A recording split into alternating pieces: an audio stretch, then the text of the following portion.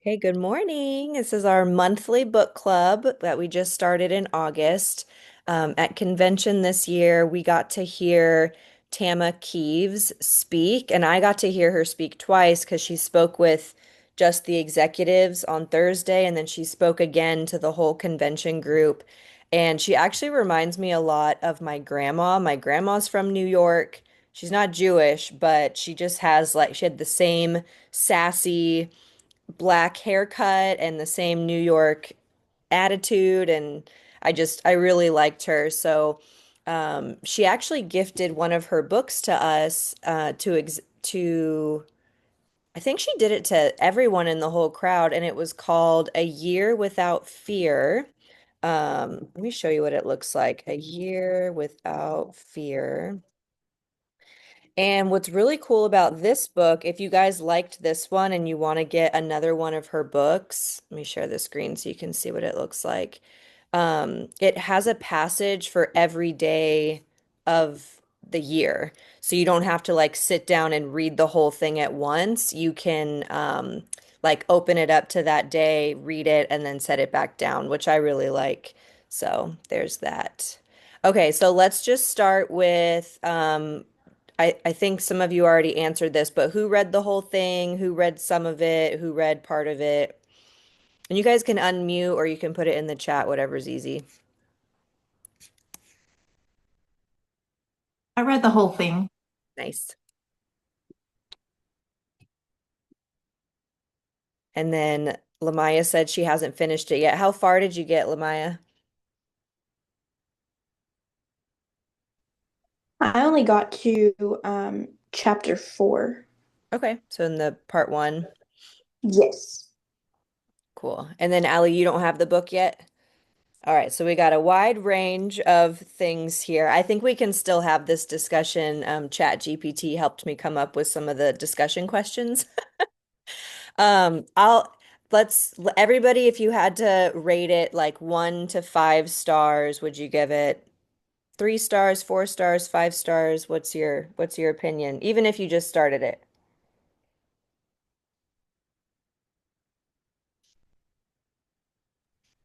5 stars. 5. Yes. Lindsay?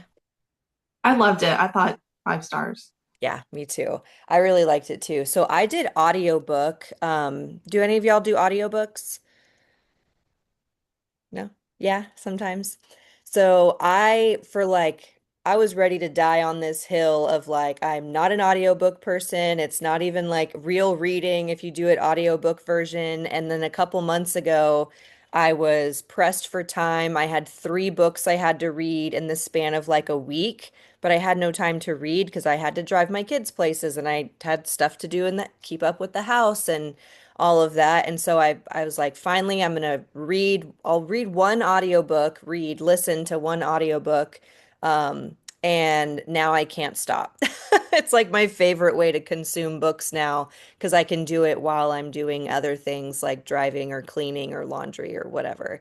But I will give this 5 stars. I really liked in particular, what did she call them? They were called like self trust isms. Do you guys remember what she called at the end of the chapter where she just kind of went on like a series of affirmations? I loved listening to those. And I listened to the whole thing in 2 days and I just felt like super pumped up on the days that I got to listen to this book. So I'll probably listen to it again, especially if I feel like stuck or down or anything like that. It was like a really good affirmation full book. So, all right, let's jump into this questionnaire that ChatGPT helped me come up with.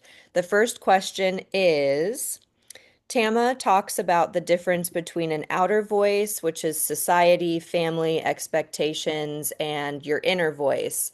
When in your life have you felt torn between the two, and what did you choose to listen to, the outer voice or the inner voice? It's a pretty deep question.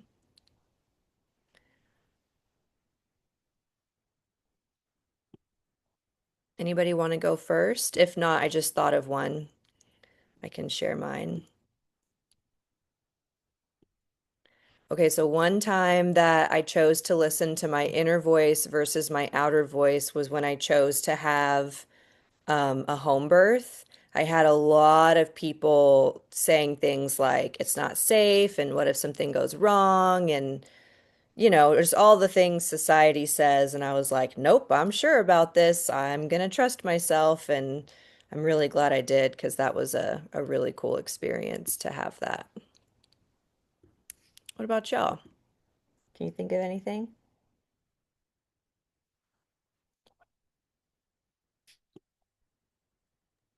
I can't think of anything in particular, but I'll just say as I've gotten older, I've just learned to trust myself more and just feel more confident in my decisions. So, Yeah.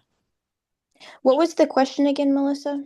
Tama talks about the difference between the outer voice, which is like society and expectations, and your inner voice, like your intuition. And so, like, when in your life have you felt torn between what other people want you to do and what the expectation is versus your following your intuition? So I'm gonna share if you don't mind. So Yeah. I don't have like an actual experience that I can recall.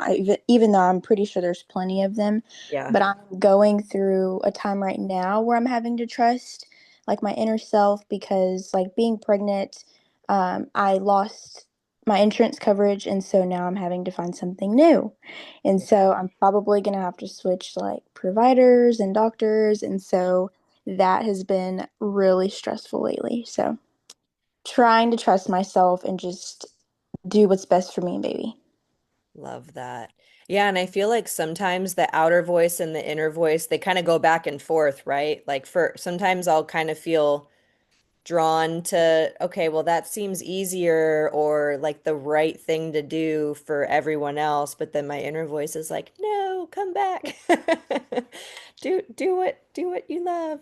I also think like even just being in direct sales, there's a lot of outer voice people, society, expectations, or opinions, and we have to keep going back to like, no, I love doing this and I'm helping people and this feels good. And I think we have to do this dance a lot more than we give ourselves credit for. She also says that okay, so ChatGPT says Tama describes intuition as a whisper. How do you personally recognize when your intuition is speaking? Mine's like a gut feeling. I don't know about y'all, but I'm like, it just feels, um, I usually feel it in my gut when my intuition's speaking.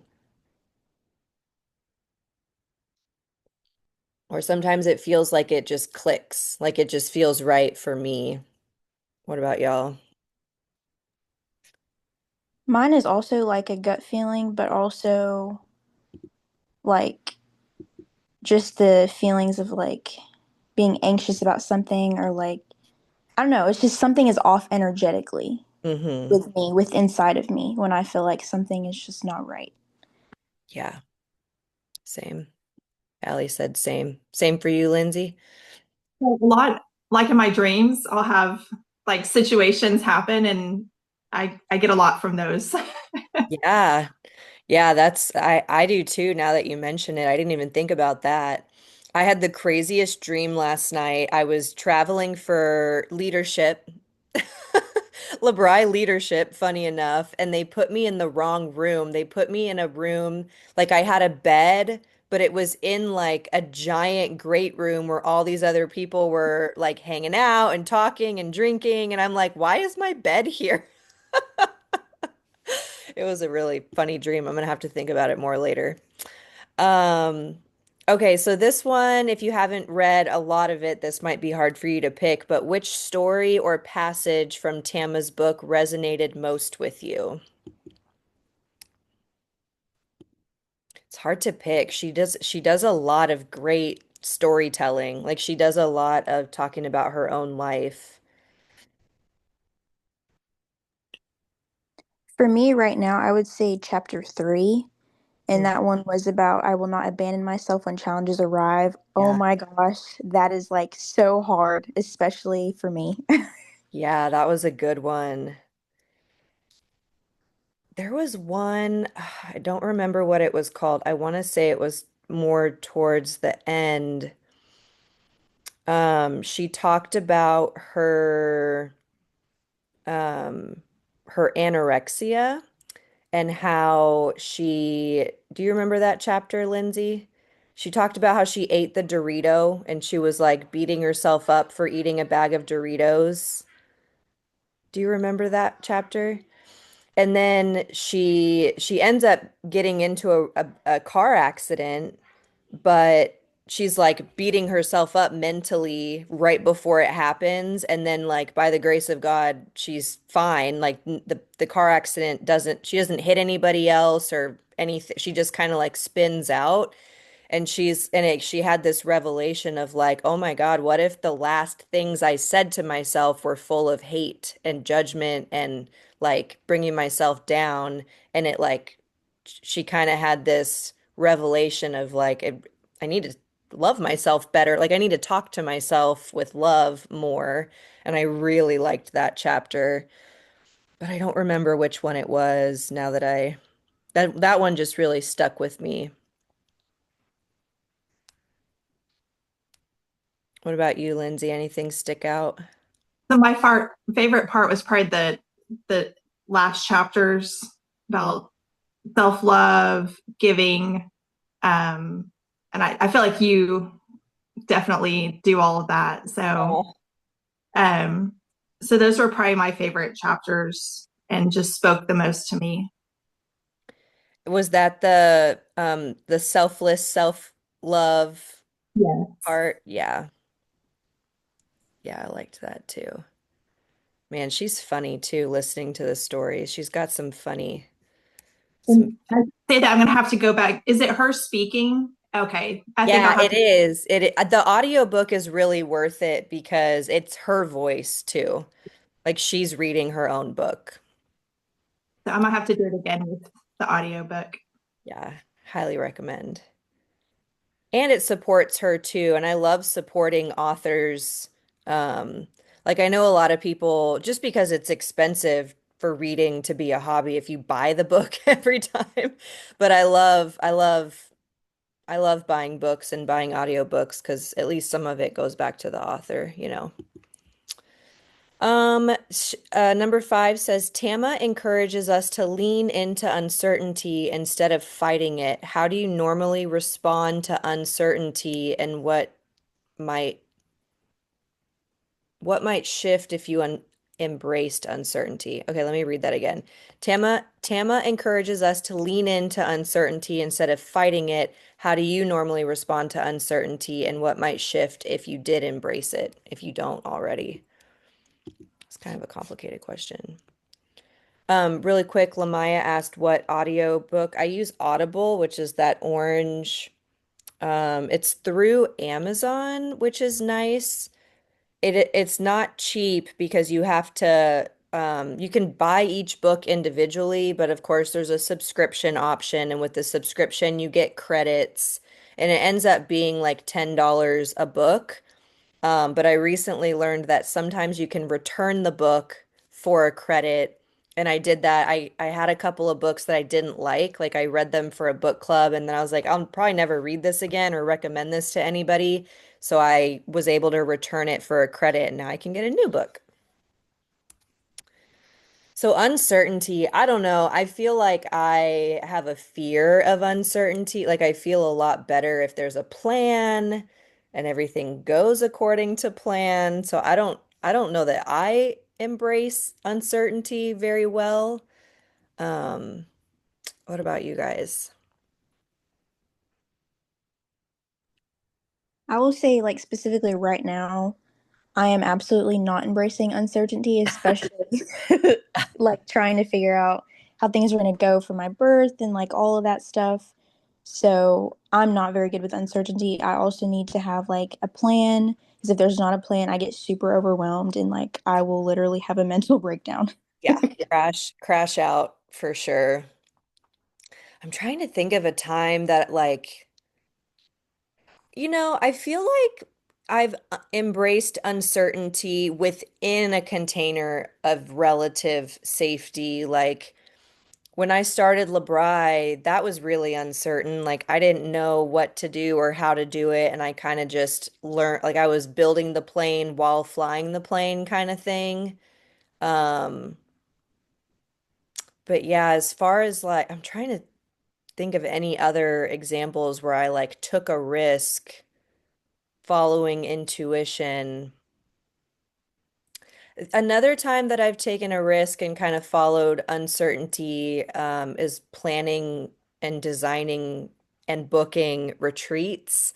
Like that's pretty uncertain. Like you don't know who's going to sign up for it, and you don't know if people are going to be available, and you don't know if you're in um, the people that you book to run the retreat with you are going to stick with it. So I guess I have faced uncertainty a couple of times and embraced it.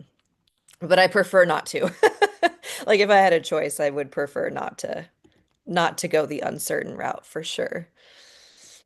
Let's see what else this says. What does trusting yourself actually look like day to day in day-to-day life?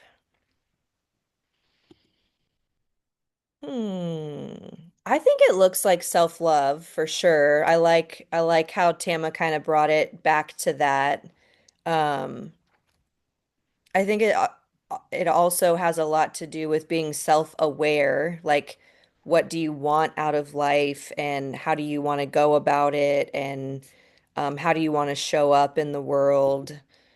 Um, and sometimes it's like tiny little things every single day, and I kind of watch other people in my life go through this. Like they're either angry or overwhelmed consistently, and I'm like, oh, it's because they're not doing what they want to do. Like they're going against their intuition so often to the point where they just feel frustrated all the time.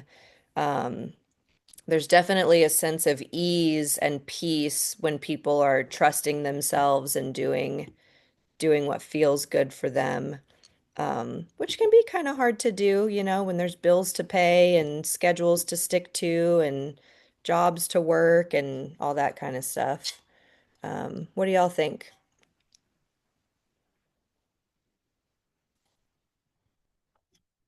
Any thoughts?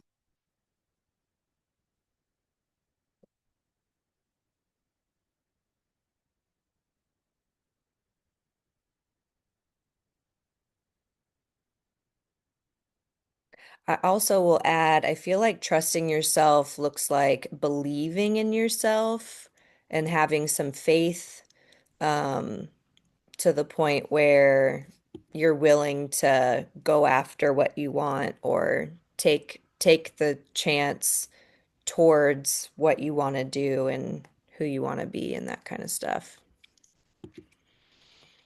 Let me see what else Chat GPT came up with here. I would say it's also like taking action as well. Yeah, Taking action and also having that unwavering faith.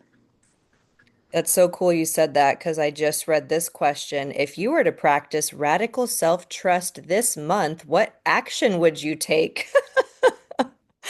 How funny that you said that, like as I was reading that. Oh, that's a good one. What action would you take right like this month? I have been dragging my feet on booking any more parties because my last one, I didn't have any RSVPs. And then the next, like, I've been dragging my feet. So if I were to practice radical self-trust, I would pick a date, make an event, and start inviting people. That's what I would do.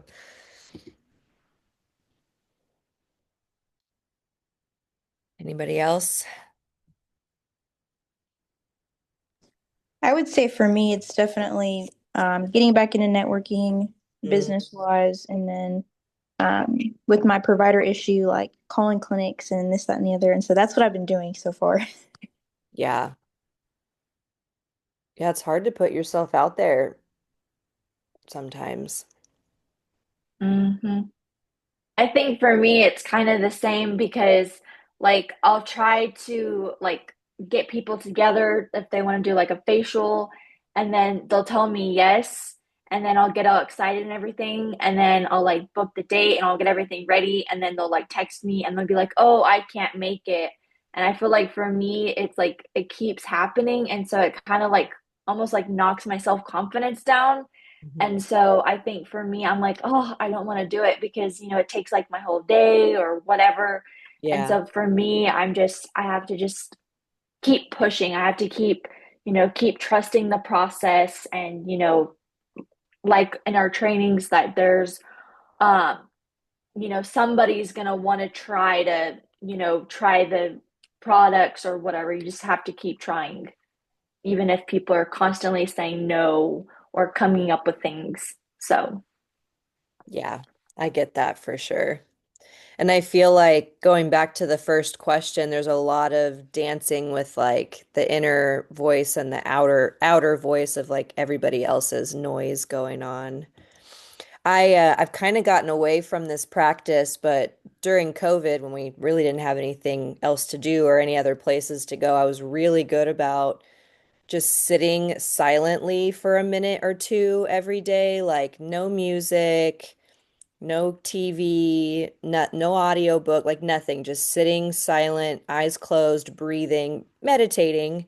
And I feel like that's a really powerful action to take to get back to self-trust and listening to your intuition because all kinds of stuff will come up when you get silent, but it takes a lot of intention to stop everything and stop moving, stop talking, stop doing. So I thought about that too. Okay, next question. I'm like way ahead of myself here. What's a small daily ritual you could create to help you stay connected to your inner voice? I swear I didn't read that before I said that. Oh my gosh, that's crazy. Yeah, meditation's a great one. What about anything you guys would recommend? A small daily ritual to get connected to yourself?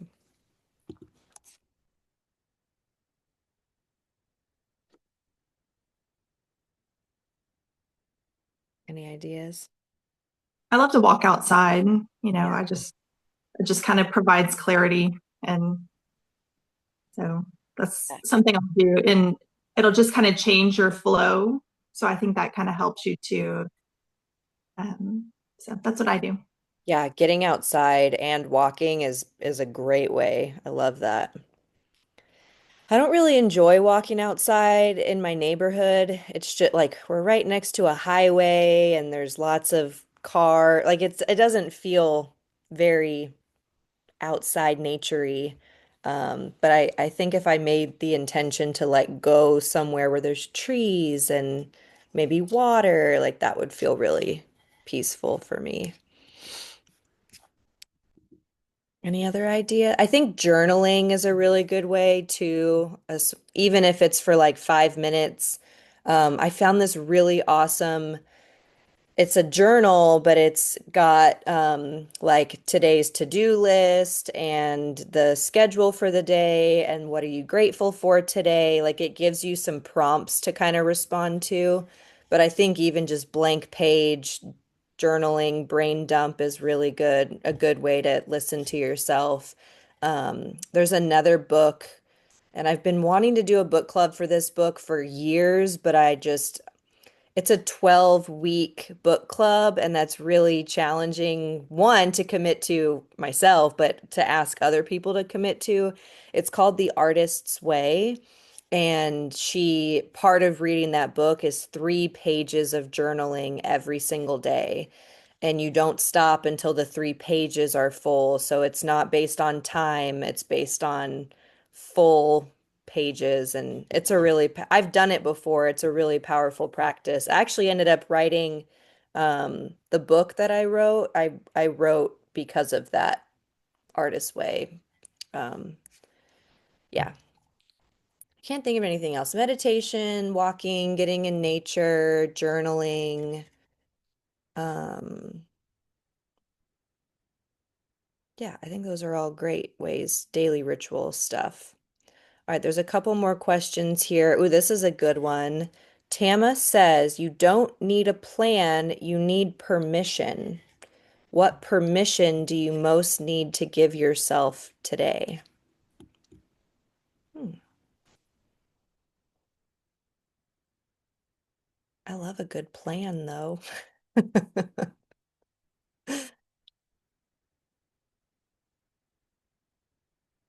Trying to think.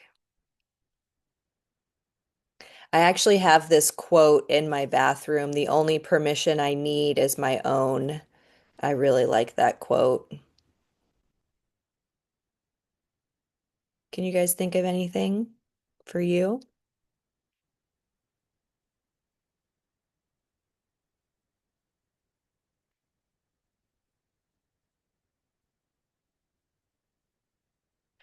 One I just thought of, I feel like I need to give myself more permission to fail or like to make mistakes or like to not do it perfectly the first time.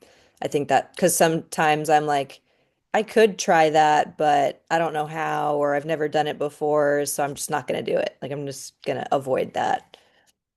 So like permission to fail or to do it messy.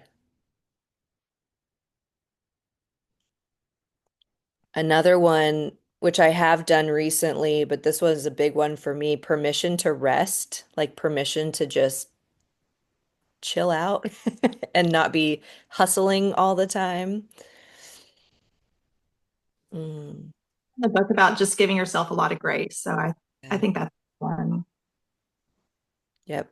Permission to forgive yourself. That's a good one. Yeah, we could probably keep going. Permission to try something new, permission to fail, permission to rest, permission to forgive. Cool. Oh, this one's kind of sweet. Maybe we could do this one like kind of on our own as like our wrap up question. But it says, if your inner voice wrote you a love letter, what do you imagine it would say? An inner voice love letter. I love that. Well, Allie and Lamaya, y'all will definitely have to finish reading the book because it really is great. Um, I do recommend the audiobook just because it was great to like listen to all these affirmations while getting stuff done. Um, and it kind of became like an inner voice. Like I was listening, like hearing her say the affirmations and say all of the things was really powerful. At the end of the book, it recommends the Trust Yourself Mega Pack. Did you look into that, Lindsay, at all? I was trying to find it online and I couldn't find it on her webs. Does it have a website in the printed book to go to it?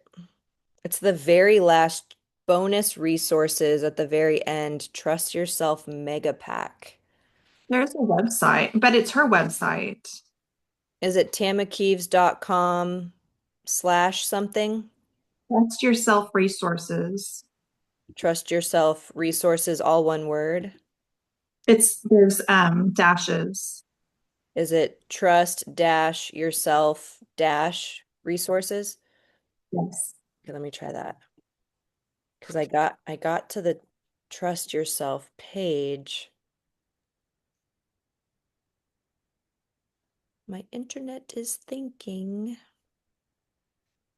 Here it is. Click here to download the pack. Okay, I'm gonna put it in the chat so if you guys wanted to click on it. I wonder what's in here. Thanks for purchasing Learning to Trust Yourself. Claim your free Trust Yourself Mega Pack with tools for trusting yourself and your life. Oh, you have to fill out, you have to put your name and stuff. I'm signed up for her. She emails like daily or weekly fortune cookies. Did you guys see that? Are you Mhm. guys signed up for those? Maybe that was something I did at convention. country, United States. Cool. Her daily fortune cookies are pretty good too. Let me see if there's a in her email because I might be able to give y'all access to that too. Your weekly fortune cookie this week. Oh, let me share my screen. Just realized y'all can't see what I'm seeing. So it looks like this. Connect at tamakeeves.com. Your weekly fortune cookie. It says resistance can kill a dream or unleash. I'll make this bigger.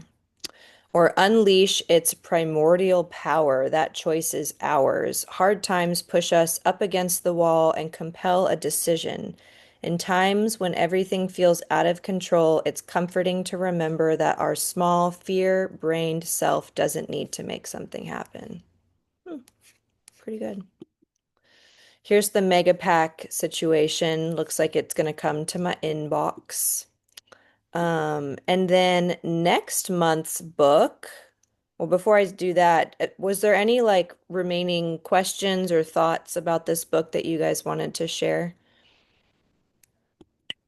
I do also would like to share is that when I read books, I like to take notes on like my favorite parts so that way I don't have to go back in there and like reread the whole thing again.